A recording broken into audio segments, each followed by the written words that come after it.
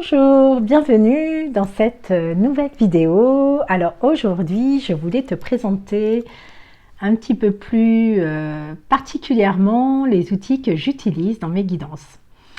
Donc déjà, quand tu prends contact avec moi, le premier outil que j'utilise, c'est l'intuition. Et effectivement, plus tu vas être dans la confiance avec moi, alors je sais que la confiance se construit bien sûr avec le temps, mais en fait, plus tu vas être dans la confiance et dans le lâcher prise, plus ça va être facile pour moi en quelque sorte d'avoir accès et en quelque sorte à la guidance.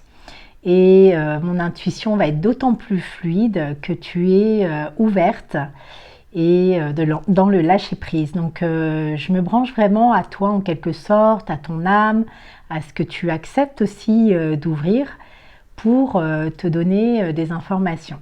Donc on va dire que le premier outil que j'utilise, c'est mon ressenti, c'est mon intuition. Ensuite, je vais utiliser les cartes. Les cartes sont des supports qui vont me permettre de te guider et de répondre à tes questionnements. Donc je commence toujours une guidance en te donnant un petit peu la tonalité du moment, ton énergie, ton état, et ça permet souvent de mettre des mots aussi sur ce que tu ressens, sur ce que tu traverses.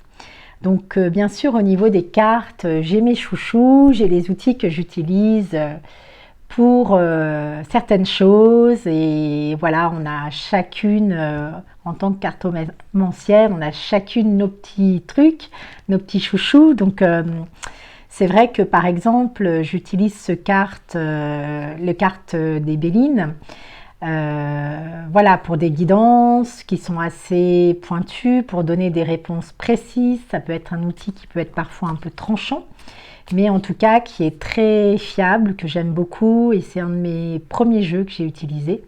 On le voit assez peu parce que c'est, comme je vous dis, c'est plus un outil de voyance, et donc du coup il est un peu plus tranchant qu'un oracle général, et puis il peut être un peu difficile à interpréter parce que le jeu est assez ancien, et donc les illustrations et les thèmes, voyez, sont un petit peu connotés, mais il est vraiment très chouette comme outil. Donc ça, c'est un jeu de cartes que j'utilise beaucoup. Et bien sûr le tarot, donc j'ai mon tarot chouchou aussi qui est le tarot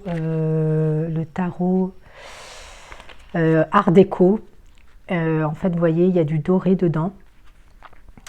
C'est pas exactement le terme exact, mais je vous le retrouverai. Et en tout cas, il est magnifique, il y a beaucoup de détails. C'est le Rider-Waite, issu du Rider-Waite. C'est pas le tarot de Marseille pur, puisque vous savez, il y a deux écoles, tarot de Marseille et Rider-Waite. J'aime les deux.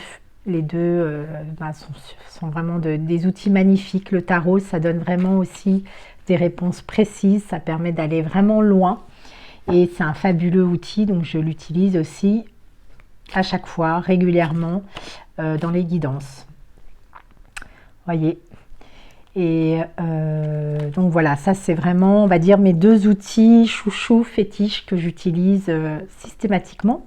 Et puis ensuite on a d'autres jeux. Donc on a l'oracle du miroir que j'utilise aussi souvent, qui est plus ludique, mais qui est assez concret aussi, qui permet de donner de bonnes informations. Et ensuite, on a des oracles. Par exemple, j'ai cet oracle-là qui me permet de vous donner des infos sur l'émotionnel, qui est super au niveau émotionnel.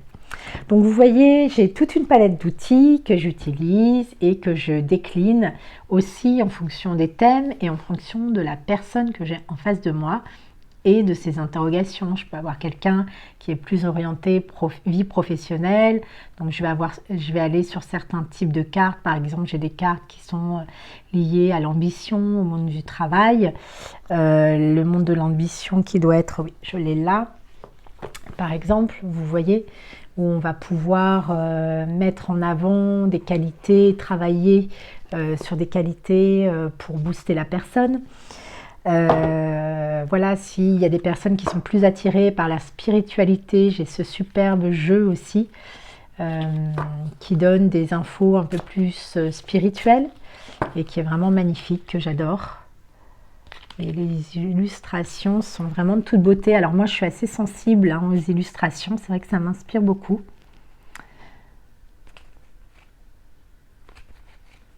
Voilà.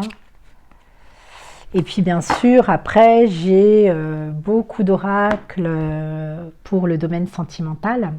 Donc j'ai toute une déclinaison. Mon petit dernier, c'est celui-là. C'est les Amours de Marlowe. Donc, qui est un oracle, vous voyez, assez simple, mais qui finalement donne pas mal d'informations. Donc, en fonction du thème du tirage, puisque je fais un volet sentimental, un volet professionnel, un volet personnel, je décline et j'utilise les cartes. Donc, celles-là sont très bien pour le domaine sentimental. J'aime bien aussi utiliser celle-ci, parce que celle-ci, elle permet aussi de donner des datations. Les illustrations sont très belles. Ce sont des aquarelles. Ce sont les cartes d'Isabelle Serre. On les utilise beaucoup, on les voit beaucoup sur les réseaux. J'ai celle-là, mais j'en ai, pour le domaine sentimental, j'en ai énormément. Celui-là est très sympa aussi. Ce sont des petites cartes avec des messages.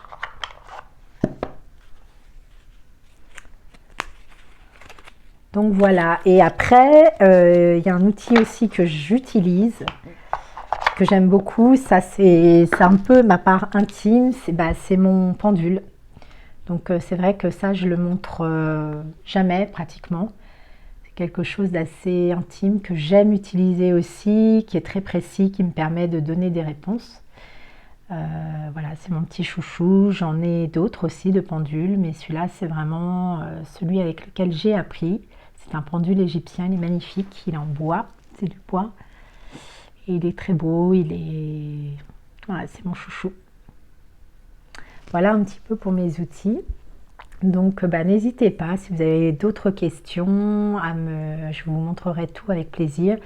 Je vous ferai peut-être une petite démonstration avec toutes les cartes au niveau sentimental. Vous allez voir, j'en ai pas mal et elles sont sympas. En tout cas, je vous fais plein de bisous et je vous dis à très vite. Ciao!